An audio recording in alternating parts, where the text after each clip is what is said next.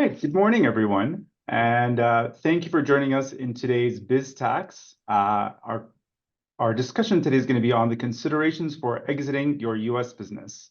And today I'm joined with my colleague and fellow tax problem solver, Krista Rabidoux, a partner in the Calgary office. Good morning. Now, before we jump into the webinar, just a few housekeeping items. The National Association of State Boards of Accountancy allows continuing professional education credits. And to be eligible for this, you do need to watch 50 minutes of our presentation and answer all the polling questions. There will be 3. And once the webinar is finished, all qualifying attendees will receive a certificate. We will leave room at the end of the webinar for your questions, but of course you can ask questions at any time throughout the webinar. Our panelists will bring those questions to Chris and I during the Q&A period during the last 10 minutes of our webinar. We also will send a quick survey after the webinar asking for your feedback, and if there are any top of mind topics or questions you would like for us to cover in a future webinar.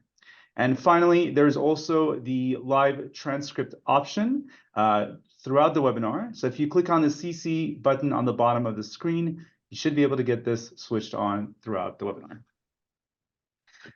Now, with regards to the agenda for today's topic, we are talking about considerations for exiting or selling your US business.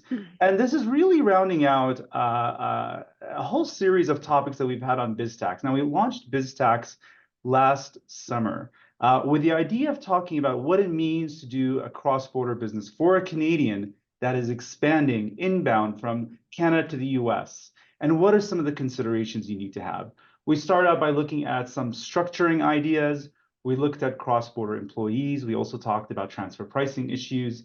And we also talked about strategies to repatriate your profits back to Canada. So today kind of rounds that discussion out by saying, okay, well, for one of the final chapters of the life cycle of your US business as a Canadian shareholder, as a Canadian business owner, what are some of your exit strategies that you need to consider? How are you structuring for this final exit, this final sale of the US business? And what are the ways you want to exit out of your US business? Are you looking at it as a share sale, or will you want to sell the assets of that US business? And we're going to go and walk through a few examples to look at what an exit strategy can look like for a Canadian owner of that US business. And then we'll close out with some US and Canadian reporting considerations for that final sale and exit. And with that, I'll let Krista start us off. Awesome. Thanks, Namir.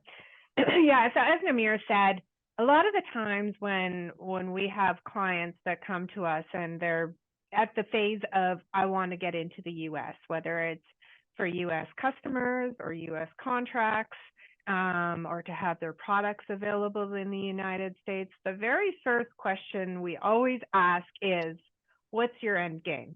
Where do you plan to go with this? Are you planning to sell the business down the future? Is this planning to be, a family business with legacy that you want to exist into many generations?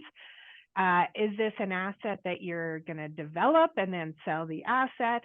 And so a lot of the times when we're looking at what is the right exit strategy, it actually starts way in the beginning of the structuring. And I know we've done some webinars, as Namir alluded to in the past, on the best structures to use in the United States.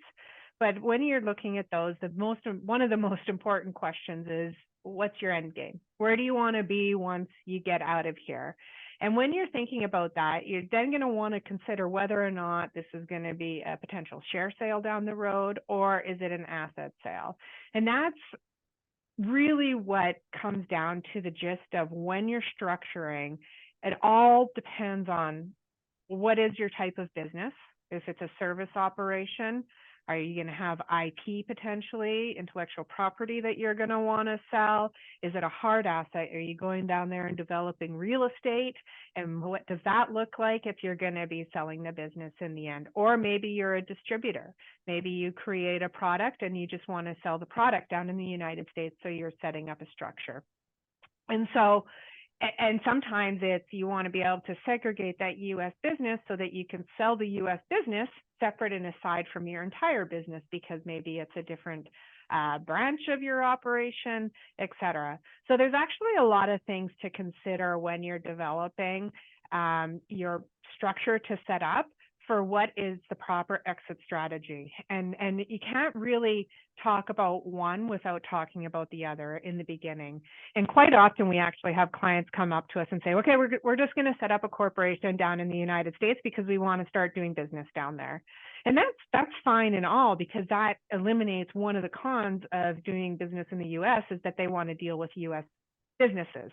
And so it gets you over that hurdle, but it might not actually be the right answer for the long-term gain of your business. And so it's just something to think about when you're trying to determine what is the right exit strategy.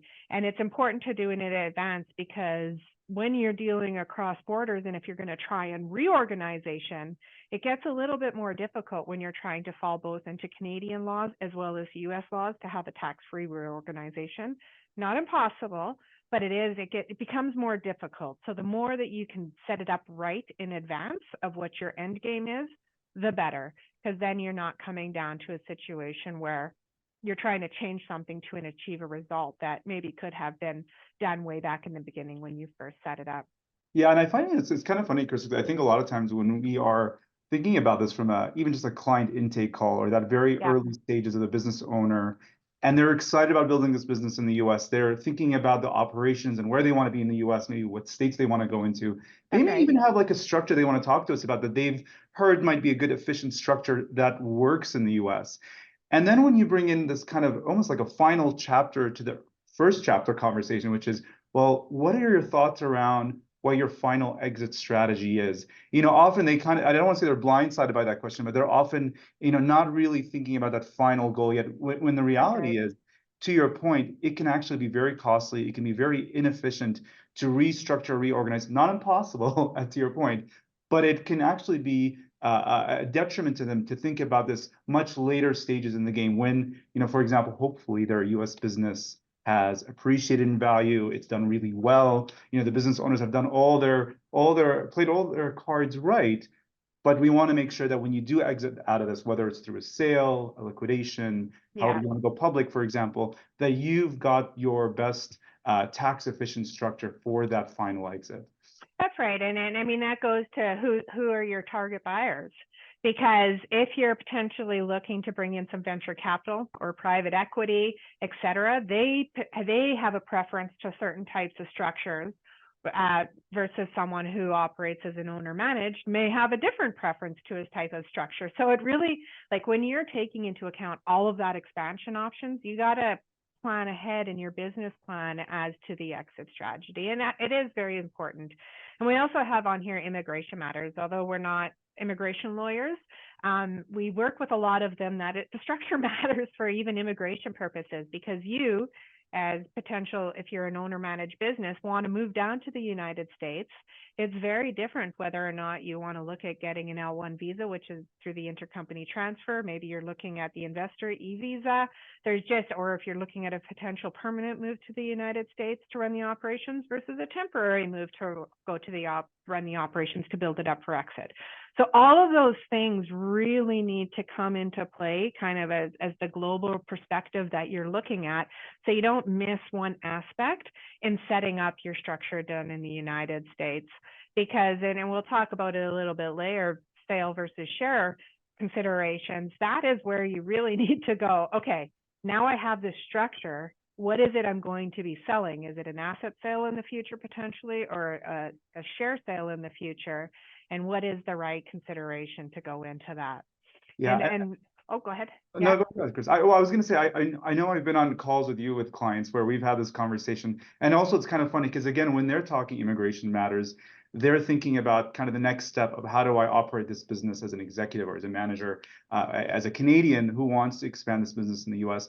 And one of the questions that I've heard you bring up, which is, obviously very relevant for the exit strategy, is, well, where do you want to be when this business kind of liquidates, or when you sell this business? And it's almost even a funny question where you say, do you want to be somewhere sunny in 5 years or 10 years? That's right.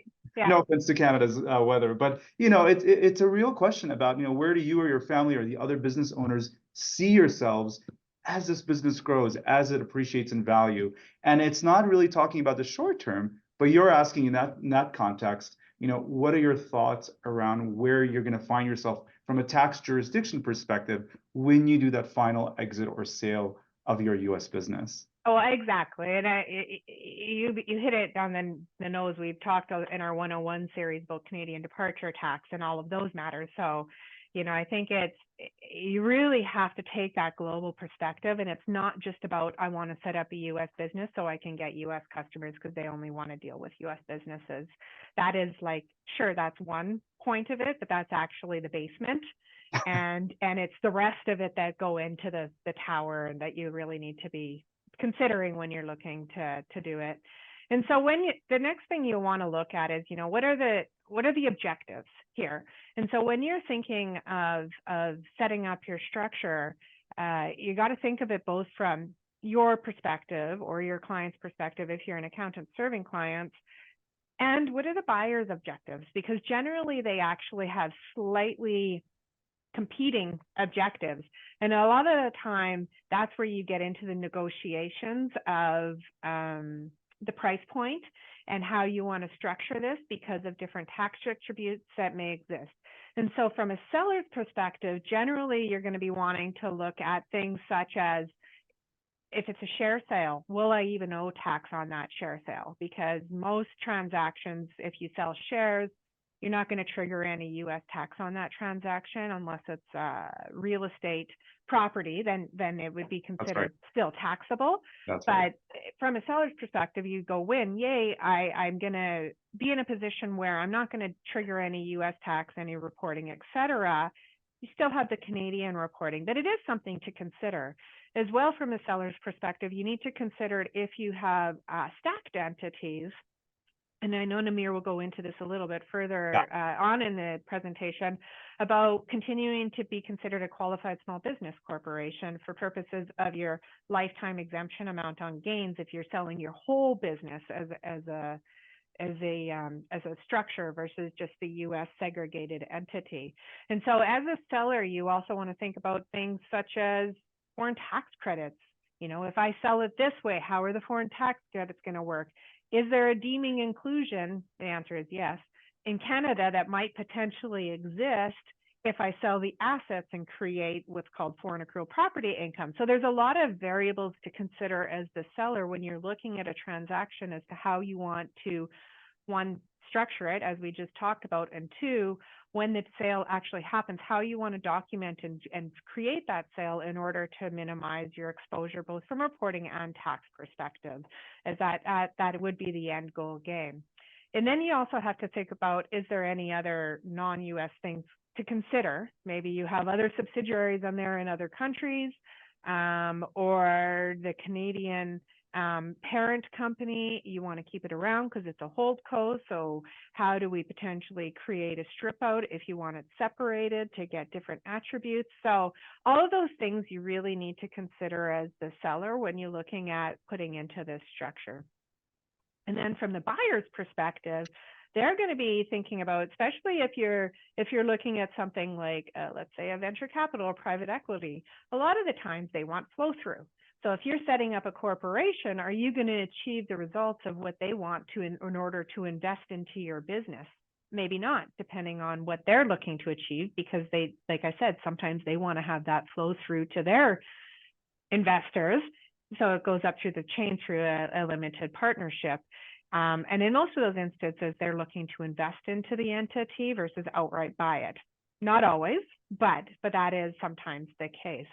And so you want to think about things such as the consolidation.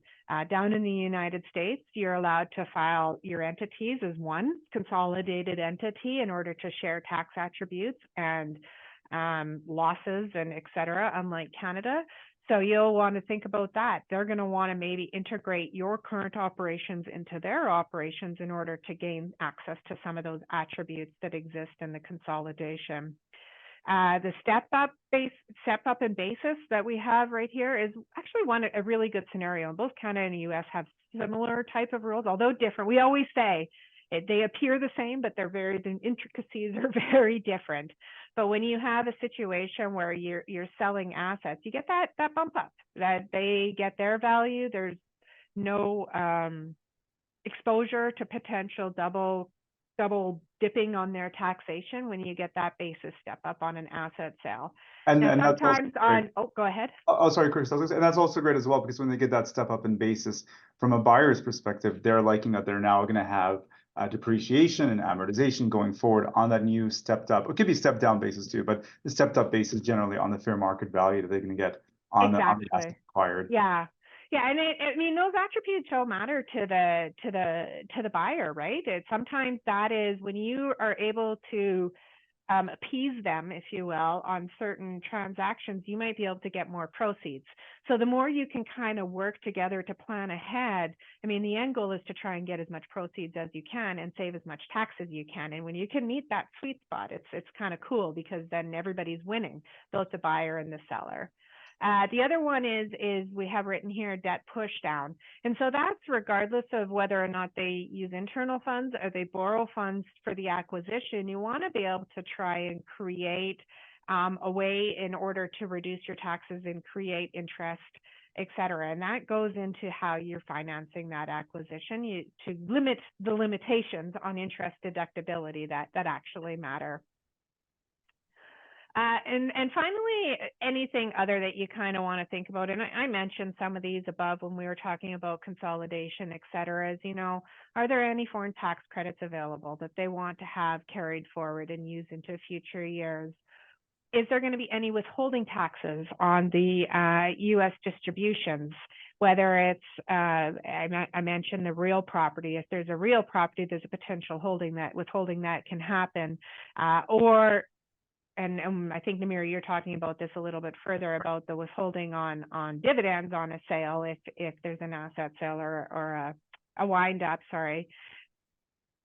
Is there going to be dividend withholding requirements, or maybe not? And I'll let you talk about that in the future.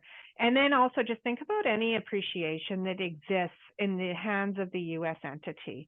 And so what you don't want to do is have a situation where you're getting your profits trapped, for lack of a better word, trapped in a situation where you're going to create yourself extra tax on winding it up or disposing or distributing of those profits, if the intention is to leave the United States. And sometimes that's actually not the case. We have some clients who sell within the United States, but actually want to retain that money down there for future ventures. Right. And so it's not always about getting your money back to Canada. Sometimes it might even just be about, I'm going to sell this, but I want that money actually to stay there because I want to do this. And the reason I say that it's important to consider that is, I alluded to it earlier with the FAPI. If you have a deemed income inclusion in Canada, depending on what you're selling down in the United States, you could be exposed to double tax if it's not planned properly and distributed properly. Yeah, and it's interesting you saying that, Krista, because I think you always have this kind of two different objectives that are happening here for both the buyers and the seller. From the seller's perspective, they're thinking, well, how do I reduce the U.S. taxes from this disposition of my U.S. subsidiary or my U.S. business, and including the overall transaction costs that come with it. And you've got these buyer with those four objectives you showed earlier, and well, you're going to go into asset share sale, but we'll talk a little bit about the carryover tax attributes, because I think that plays well into this segment of this next. Sorry, say that again. Well, the carryover, the tax attributes. That's one of the considerations that the buyer will have when they're looking, for example, which might not be aligning with what the seller's thinking for reducing their overall U.S. tax obligation. But there is a special provision. I'll get to. Go ahead. Go ahead. Okay. So with regards to the tax attributes, one of the reasons that a buyer would look at the U.S. target and say, hey, there's some great tax attributes here that could be really beneficial, right? And those tax attributes could be, those net operating losses, so a loss carryover. You could also have credits, and you say, well, this is really, going to be very attractive for my business to acquire this as part of the overall transaction.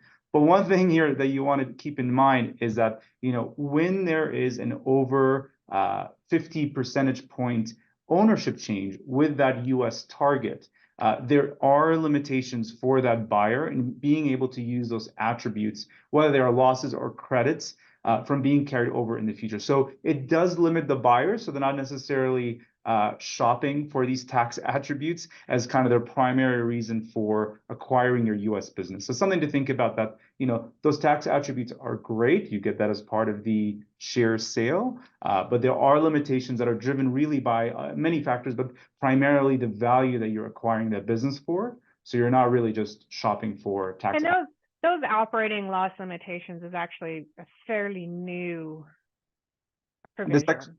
Well, there's Section 382 and there's Section Yeah. 383, and those, one is for the losses and the other one is for the credits. Yeah. To limit your ability to That's right. use those after acquisition. Exactly.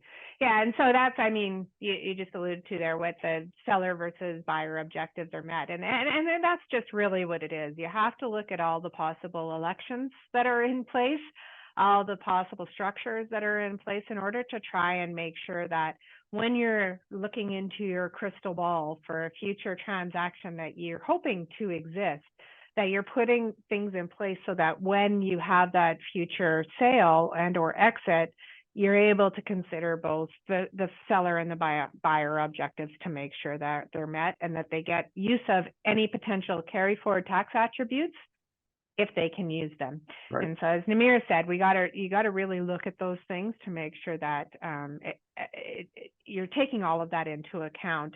And then I alluded to it earlier about what if that U.S. entity also owns other non-U.S. subsidiaries, so you have kind of a flow-through structure into other jurisdictions. You're going to have to look into whether or not there's reorganizations that need to happen, potential distributions in advance to get those subsidiaries out from underneath the U.S. entity, or possible freeze techniques to trap value so that you're not losing certain value you don't want to use. And so it's just, when you're really thinking about it, the asset versus share, you got to look at those bump up basis. You got to look at those tax attributes. You got to think about future exposure risk if you're doing a share sale, because not only do you get the good stuff, but you potentially could have bad stuff in there that the buyer acquires, if you will, in exposures. And so there's a lot to really think about when you're looking at structuring those. And I think we're about time for our first polling question. Let's do it. All right, so first polling question. When structuring your operation for future exit, you must consider the following: repatriation of profits, continuation of U.S. operations, taxability of the transaction in the United States. All of the above.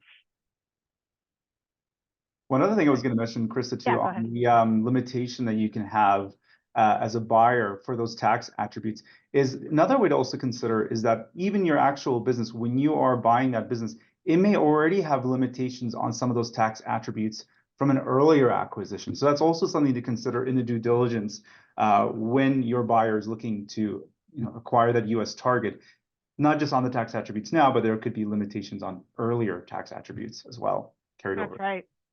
Awesome. Looks like most individuals got it.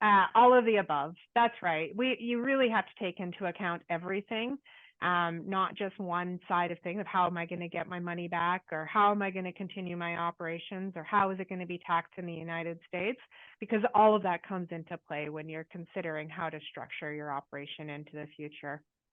And so now, if we'll go through a couple examples here of different strategies to consider, and I'll pass it off to Namir. Awesome. Thanks, Krista. So yeah, let's go through a few theoretical examples for that exit strategy that a Canadian shareholder will have for their US business. And with this first one, I'm going to start with some simple facts. So you've got Canadian individual shareholders. They own a Canadian company. It does business in Canada. And that Canadian company, we're going to call it Canco, it owns 100% of a US subsidiary entity. And we'll call that US entity the USCo. Now, when you work with your cross-border tax team, problem solvers, simplifiers, I'll keep going. Our goal really is in crafting for you a US inbound tax structure to make sure you're really benefiting from both a reasonable rate on your tax from income from the US operations, but also a reasonable rate of tax when you're exiting those US operations. So there's a lot of questions, as Krista alluded to earlier, in that earlier conversation, those very first conversations where we're looking at, are there opportunities to defer the final cash distribution from your US exit? For example, if you sell that US entity. It's also really extremely important for Canadian investors and their tax advisors to consider and implement that right structure really early. Again, as Krista mentioned, the cost of trying to restructure this in the future could be substantial, expensive, and kind of impractical, especially for that final chapter and exit when you want to reap the reward for running a great business in the US. And as also Krista mentioned earlier, a bad exit can also create some additional FAPI, which creates higher taxes on that final capital gain. So for this example, we're going to assume that this US company, which is owned by a Canadian company, and the Canadian company is what we call a Canadian controlled private corporation, a CCPC. And what the Canadian company does in this exit strategy is it says, we're going to sell a US entity and we're going to sell it to an independent third party. So from that perspective, 50% of Canadian companies' capital gain that it realized on the disposition of the US company shares is going to be taxable. So what that means is that for Canadian corporations, this taxable portion of the capital gain is essentially investment income, or the more technical term is aggregate investment income. And so a portion of the tax on this investment income will be refundable. Now, what happens with the other 50%? That's exciting part. Exactly. So the other 50% is included in the Canadian company's what we call capital dividend account. So this is the account that's really used to track various tax-free, what we call surpluses that are going to be accumulated by this corporation, a private corporation, and it's going to be included in the non-taxable portion of the capital gain. So what does that mean? What does all that mean? So what that means is if you're creating this capital dividend account, this 50% of the capital gain from disposing of your US entity allows you to distribute that up to your Canadian shareholders on a tax-free basis. That's what we call a capital dividend. As long as they're not US citizens. That's right. That's right. Yeah. And so, the question here is, are there some tax deferral opportunities from this simple structure? And, one of the questions you want to know as the Canadian shareholders is that Canadian company indeed what we call a, controlled private corporation, Canadian controlled private corporation, a CCPC? Because one planning idea would be is you can reduce the corporate level of taxes from that capital gain is by making a Canadian tax election, which essentially what that does is it converts the capital gain to a deemed dividend.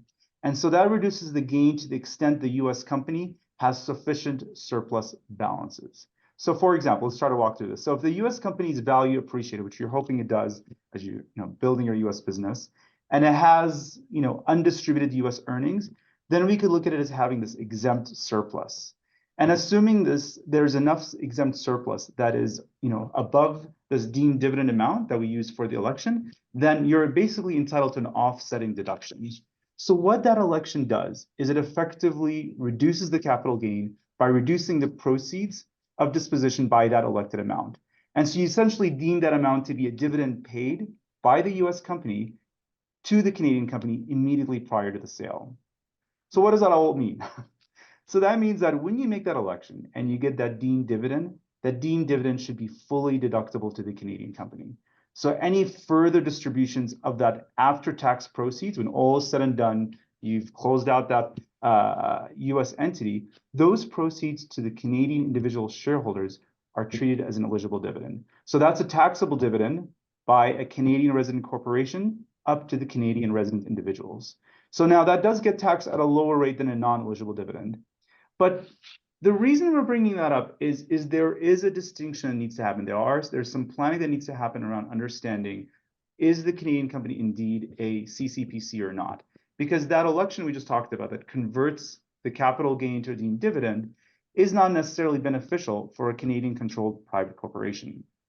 And Namir, I mean, at the end of the day, this is really, if you think about it, advantageous for the seller, right? Because they're going to try and get the best, especially if they want to keep the profits in holdco and do investments in there or make other acquisitions, et cetera. And so I think when you're looking at this just goes, well, why wouldn't everybody do this approach? When as a seller, I can defer my tax for as long as I want potentially and have a greater cash flow in the Canco. And even though that's true, as we talked about earlier, you really have to think about the acquirer and whether they actually want to even buy your shares, because a lot of times Right. you will find businesses that say, I don't want to buy your shares because I don't want to deal with everything else that might be underlying within that corporation, because they assume liability for all of that. And so unless there's a really strong reason for them to want the shares other than attributes that might exist that they can take advantage of, you're going to have to come up with a really good reason to convince them why they should buy your shares so that you can get a tax deferral, because they're probably not going to care as much as you about this. You're right. And some of it too goes back to that earlier Yeah. question, which is maybe difficult to craft early in the conversation, but asking those individual shareholders, are you planning, if you were to sell this business, for example, Yeah. the US company, are you wanting to distribute those after tax proceeds, the cash that you get from selling the US business, That's right. all the way up to the Canadian shareholders, or are you planning to keep it in the Canadian company? Yeah. And whether you want to distribute that cash, probably the better question is, do you need that cash? Do you foresee that the business owners at some point are going to want that cash back in their pocket? That's Or right. will you retain it in the Canadian company? That's going to drive what's the right planning technique for you in this exit strategy. So for example, if we go back to the example, if you had a Canadian controlled private corporation, sure, you can do that election. It'll minimize your corporate level taxes, but that may not actually be the overall efficient result if you're planning then to take that after-tax cash proceeds and distribute that back up to the Canadian shareholders. And the reason for that is when we talked about the earlier example, we really like that capital dividend account. When you generate that capital dividend account, you're actually allowing for yourself to distribute 50% of that gain that you've gotten from the US company being sold to a third party back to you tax-free. That's right. So you really do need to do a bit of an analysis to figure out whether the tax deferral potential is one worth looking at based on what are the distribution needs of the individual shareholders. And it might even come to the situation that you take a little bit of a discounted proceeds in order for them to do this, so you can get some tax-free and overall win for yourself in the transaction. Yeah, and I guess one thing to add just before we go to that, sorry, one more thing to add to that is one other advantage of this setup of having it as a share sale is that for the US company shares, when they're sold, you are essentially avoiding US taxes on that share sale, because if the shares of the US company do not derive any value from US real property, so you don't have any real estate property interests in the US company, then essentially you're not going to be subject to any US taxes, and you won't be subject to any foreign investment FIRPTA, basically, for US real estate. Yeah. All right, and then now we'll talk about the asset sale.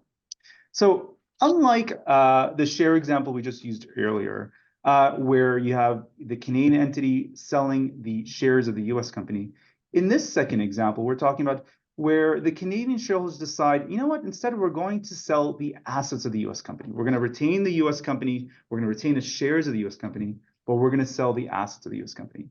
Now, the difference between this and that last point I just made, where I said that was not a taxable event for US tax purposes, the selling of the US company shares, the sale of the assets in the US company by the Canadian owners, by the Canadian company, that is actually a taxable event for US tax purposes. Regardless, by the way, of whether that US company has real estate or not, it's a taxable event when you're selling the assets versus the shares.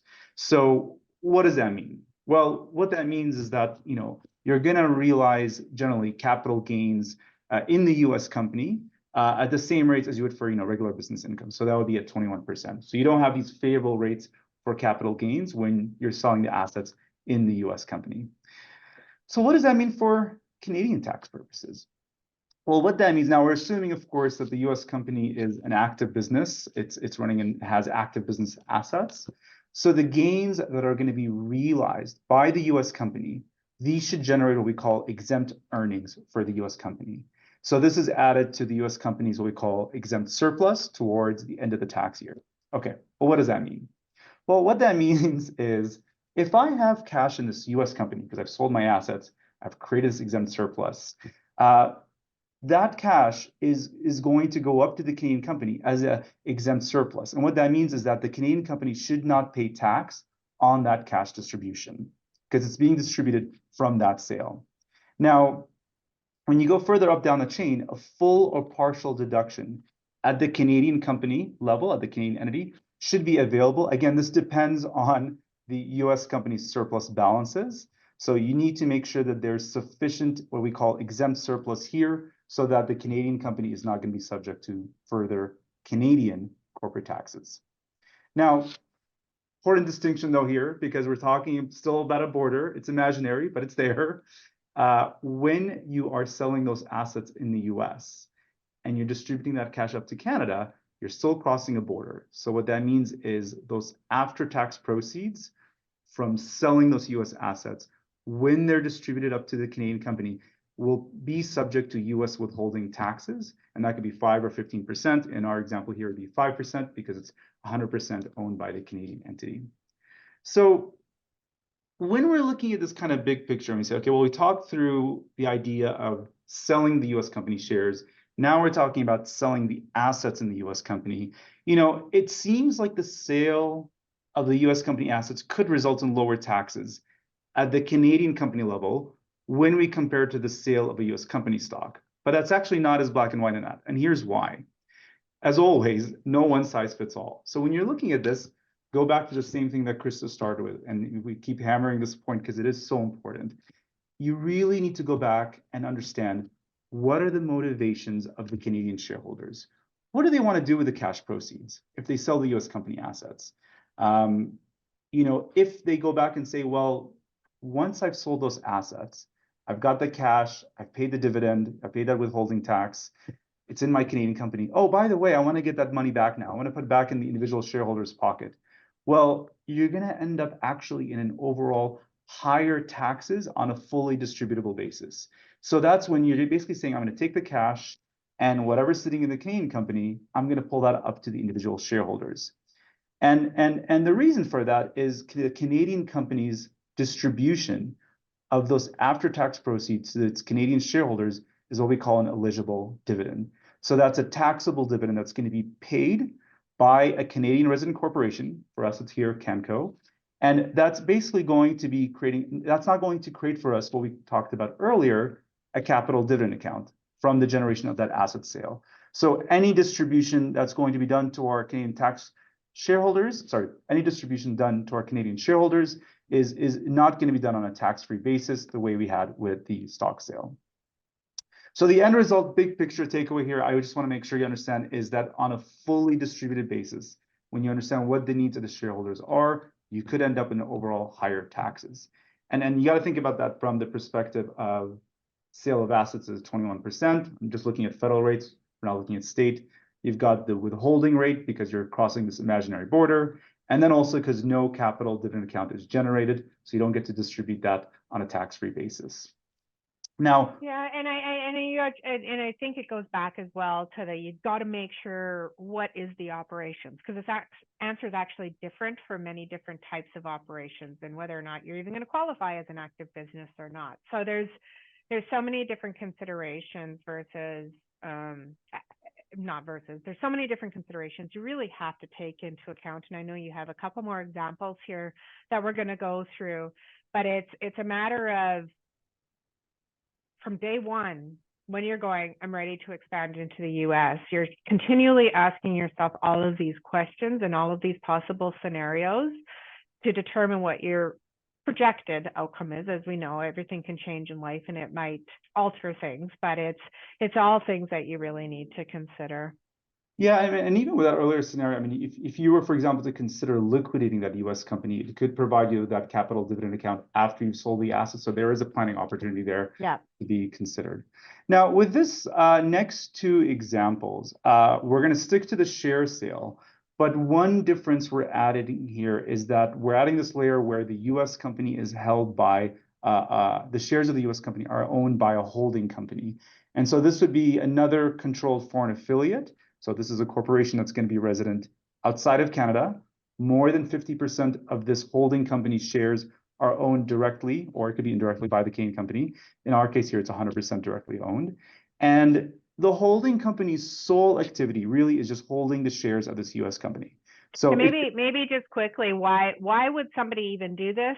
If you have multiple divisions down in the United States that you want to consolidate, quite often we would see someone put in a U.S. holdco in order then to own the various U.S. operations and U.S. entities, because it's very common down in the United States that every single business unit has a different structure for liability purposes. So that's technically why sometimes you would see this where you have a whole U.S. holdco and then U.S. opco.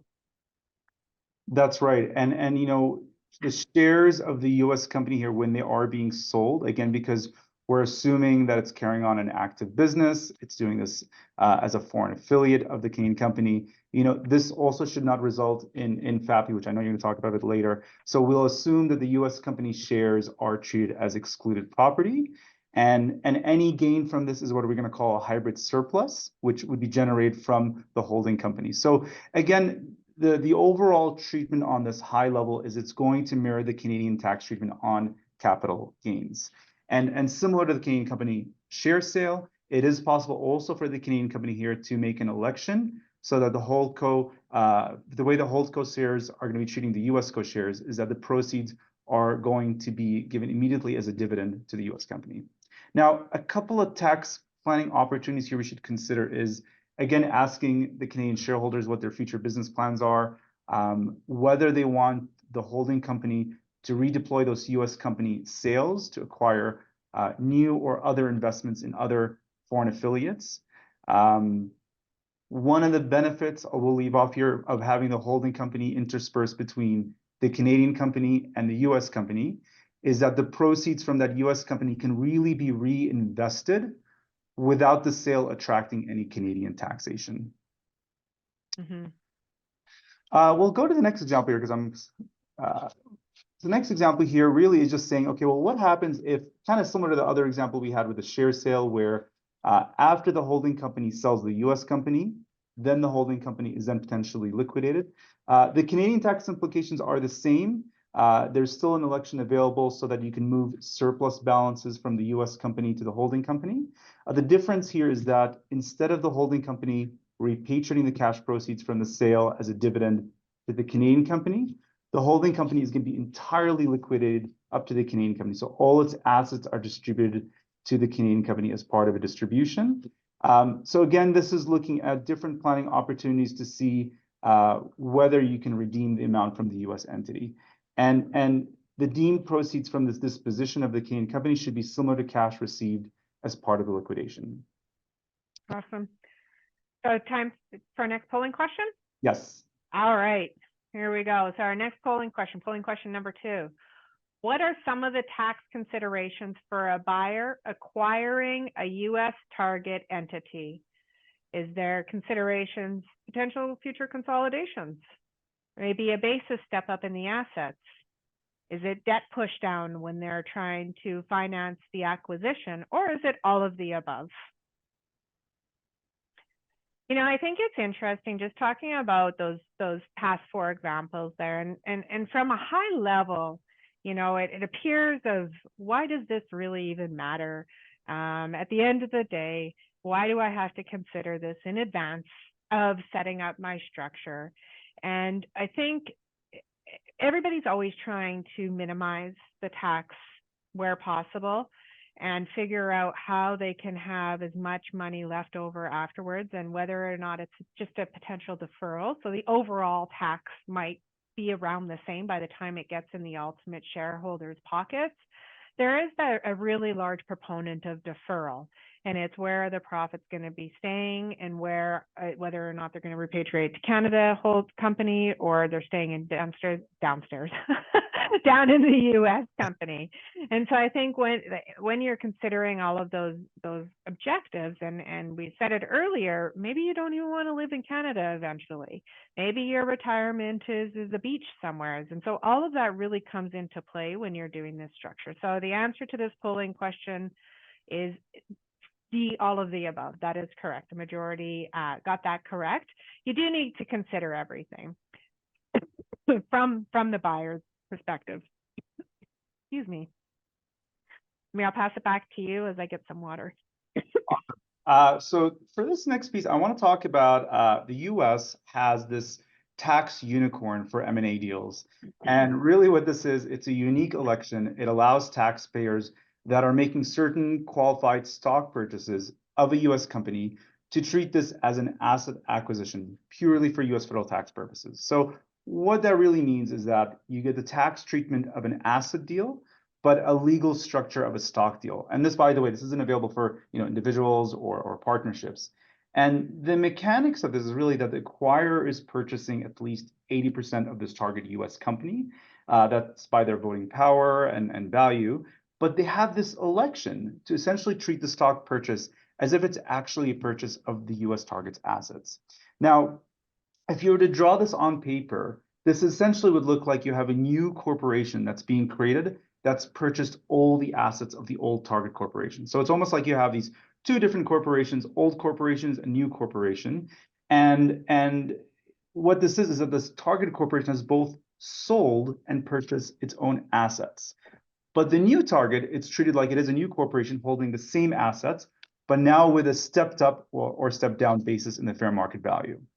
So what that means is that a lot of the target US companies' tax attributes, and that can be the losses, that could be credits, that could also be counting methods, all that stuff is not carried over. But the target corporation is still recognizing gain on this deemed sale. So, this is a little tricky because there are still certain elements that do carry over. So, for example, this new target company will still have the same employer identification number. Some of the tax liabilities of the old company will still carry over, including any liability from this actual deemed sale. So what is the reason why a acquirer would want to even consider this in the US? Well, the reason for that is there may be specific attributes specific to the company that can only be tied to that company that you really want, and not just as assets. So this could include, for example, if you have contracts with customers that can't be easily transferred. So having that stock purchase allows you to retain the company's legal identification to get those contracts. There's two different ways of doing selection. There's a unilateral, there's a bilateral one. Again, it really just depends on whether you're looking at a target US entity that's part of a consolidated group. And you'll also want to know whether the target company, for example, has operating losses that you want to use to offset from this asset gain, because that could also be a planning opportunity. All right, we'll go to the next slide.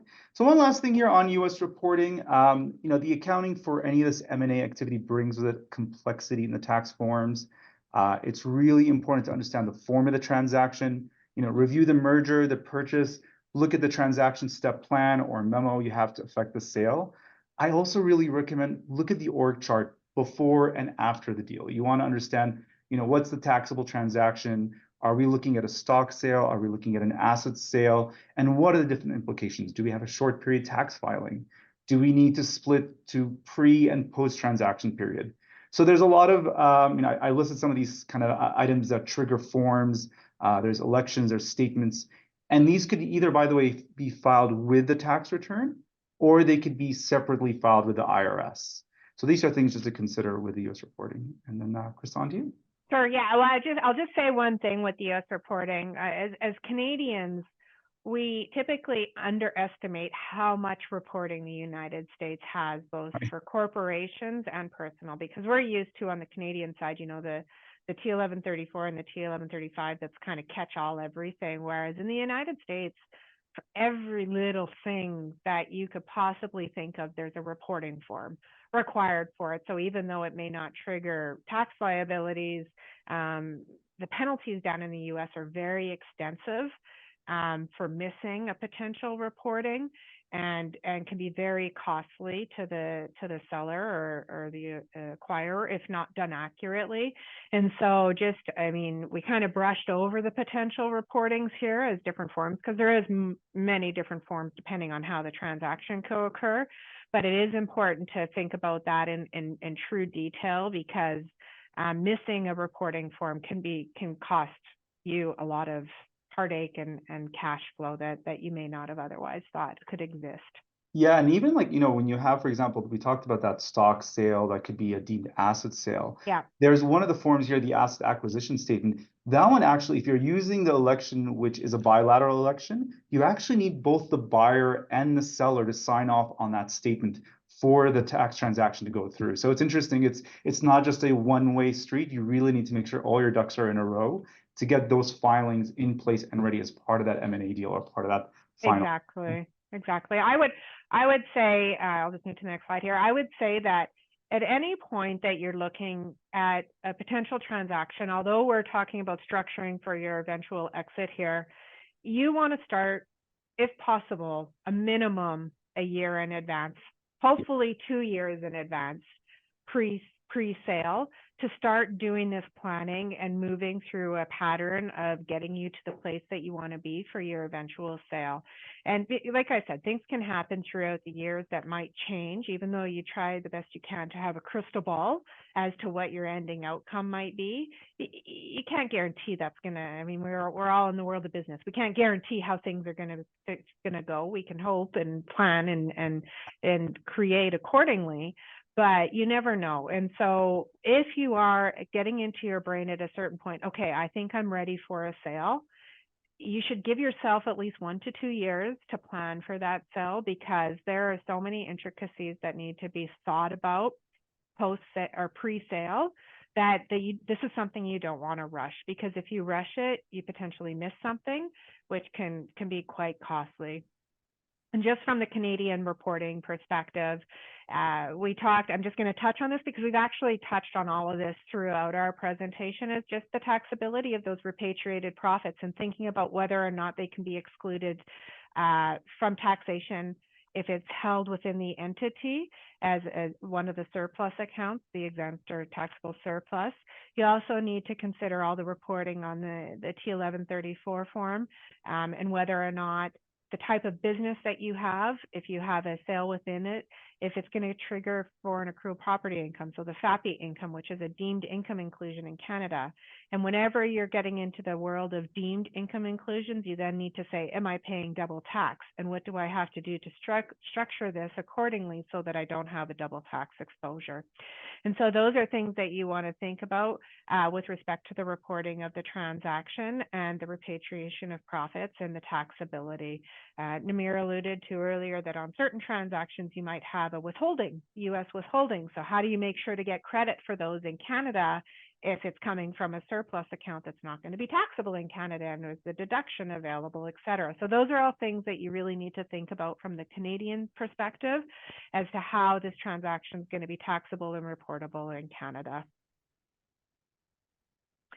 And with that, our final polling question to basically wrap up our technical component of this webinar, and there's a possibility that the income can still be taxable in Canada even if the profits are not repatriated. Is that true or false? You know, one other interesting thing, Krista, I know we didn't talk about it in this in our 50 minutes here, but you know, often with a lot of these deals to the M&A deals, it's usually one of the major areas of exposure is actually the state taxes. Yeah. And making sure when they're doing the due diligence, you want to make sure your state and local taxes are up to date, and that can include, you know, your sales taxes, include your income taxes or other indirect taxes in the U.S. Oh, absolutely. Yeah, I have seen that so many times that when I'm taking a client on, a U.S. business or cross-border business client, where I go to them and I say, what's the goal? What's your end goal? If you want to sell it, can you pass the due diligence? Have you looked through your records and books to say, I can pass the due diligence and not have myself discounted because of exposure? And I would say the number one exposure that we always see is that almost always income and sales tax non-reporting, or not reporting it properly, or not reporting it at all. In some instances, that actually have people not be able to sell because they can't get past that due diligence phase. It can even be like when you don't even have a sales tax exposure, but for example, you don't have your exemption certificates and other items that keep you in compliance for that due diligence. So considerations also as part of your exit strategy. Exactly. So that is true, and most people got that correct. It is true. You still potentially could be taxed in Canada under the FAPI rules, even if you don't repatriate the income. So it's important to keep that in mind when you're planning. All right. I think that wraps up kind of the technical component. We're going to stick around for a few questions, but maybe, Namir, if you want to wrap us up here. Yeah, I mean, we'll see if there's any questions coming in. One thing I just want to mention is, a lot of this BizTax series in the last really 7 months has been again focused on what I say, Canada to the U.S. inbound, outbound, depending which direction you're looking from. But it's really focused on expansion of that U.S. business from a Canadian shareholders, Canadian business owners perspective. One of the focuses we're going to shift gears now that this is really talking about that final chapter of closing and exiting out of the US business, is we're going to flip the model the other way around. So we're going to talk about what it means to expand your business as a US person into Canada. So that's, going from US to Canada, and what are some of the considerations a US business owner should have when they're looking at expanding that business into Canada. So that again, we'll be looking at structuring options and looking at some of the cross-border employee issues that come up, as well as the reporting and some of these M&A considerations that need to happen at your final exit or sale of that And company. all of those webinars that you talked about are on our YouTube channel. So if you want to go back and take a look at any of the other videos in this series, you're able to access them there. And I would say that perspective of why does it matter if a US buyer wants to come into Canada, we're seeing actually quite a trend of a lot of private equity and venture capital US persons starting to inject money into Canada. And so it's actually really important now when you're considering how to structure your Canadian business for a potential. I know we're seeing it in Alberta lots within the oil and gas industry. There's a lot of injection of capital into tech and our clean energy regimes here. So you have to think, do I have the right structure to entice some US money to come and inject into my Canadian business? That's actually a really good point, Krista, because I think even when we're talking about, what is when you're structuring the business, whether you're doing it from, again, US to Canada or Canada to the US, your industry actually matters too. So if you're in a tech industry, for example, you kind of probably maybe you haven't actually, diarized it and figured out, okay, this is exactly my exit plan, but you may have some thoughts around who you think your eventual buyer, how you're going to get business acquired. Yeah, and so for example, you may want to think about whether you want to have a US parented company, or maybe you want to have a Canadian parented company. And a lot of that will depend on where you think, to Krista's point, you're going to get that injection of capital when you do that final exit or sale. So I think the industry also matters in knowing how you want to structure for that exit as well. That's right. So I think just to wrap up here, we're going to stay on for a few minutes to answer some questions. Please take some time to complete the survey for us. We always love the feedback. We love hearing future topics people want to hear about, either within our BizTax series or our Tax 101 series. I thank you for attending. We are going to take a bit of a hiatus here as we move as accountants into our tax season. So we do have one webinar coming up May 14th, which is estate planning for Canadians and US citizens, which here's the QR code if you want to sign up for that. And I believe, Christian, is there any questions that came up throughout our webinar that need answered? We have a few questions from the audience. Okay. So the first one relates to Section 1202 of the U.S. Tax Code, which provides a partial exclusion of the gain on certain small business stock. And the question is, if you are currently operating with a pass-through entity structure, and you want to consider converting to a C corporation to take advantage of that gain exclusion, what are some of the factors that you should consider? Namir, you want to go on that one? I think it's a bit of a facts and circumstances test. We can get back to that question offline. Sure. So I'll move on to the next question. So you mentioned that generally US buyers of a target entity may want a flow-through structure, such as a flow-through LLC. So in our examples, we discussed a lot about the sale of corporate assets or corporate shares. Is the outcome the same for the sale of a flow-through entity, and are the same elections available? Well, I would say first and foremost, a Canadian would never own a US LLC directly, or they shouldn't own a US LLC directly. And we've talked about that in one of our previous webinars with respect to structuring and structures to avoid.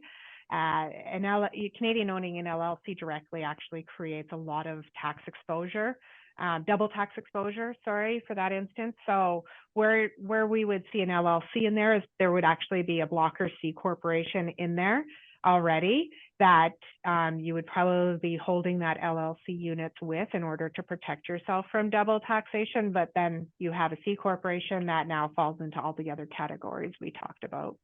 Yeah, and just to answer the second part of that question there, Christian, the elections would not necessarily be available to partnerships in the same way that they would for a corporate entities. Like, for example, the one election we talked about earlier where you get a deemed asset acquisition in a share sale, that one really is exclusive to corporations, US corporations, that is. So it wouldn't be available, for example, for a partnership or a flow-through entity or even like a sole proprietorship. So those would not be, those entities types would not actually have an election available for them. Yeah. Thanks. And we have 1 minute for the last question. So if you have structured your business through a sole proprietorship, is there anything special you would consider on the sale of that business or the sale of your books? So is that, I think what you're saying is an individual has a business and they're filing a personal tax return down in the United States? Correct. And they're looking at selling their books of business. Okay, yeah. So I think that one, again, is a facts and circumstances depending on where the intellectual property for that books and business and who gets the right to tax that. Merely having U.S. customers as a sole proprietor might not necessarily mean it's U.S. property that you're selling. It might still be Canadian property. So you would have to kind of go through that analysis of where does that quote unquote property sit and who gets the right to tax it if you sell a book of business. Yeah, I mean, and part of it is also knowing what are the assets in that sole proprietorship. Right. Like, I'd want to know what's actually within that business. If there's physical assets, then if it's real property, the U.S. Exactly. has to tax the real property. So it really depends, again, facts and circumstances, what types of business it is. And then if you're incorporating that as if that's considered a branch for your business and now you're incorporating it, how you transfer those assets to a third party or maybe you're incorporating that branch. Those are all different planning considerations you would have on what to do with that business if that's your final exit plan. Yeah, exactly. Awesome. Well, thank you so much, Namir. As always, it was a pleasure talking with you and presenting on this topic. It's fairly technical in nature, like most of ours are, so we kind of touch on the topics. If you have any questions, please do reach out to us. We're always around to assist us or our team. And thank you so much. Have a great day. Thank you, Krista. I appreciate your time. Good talking to you.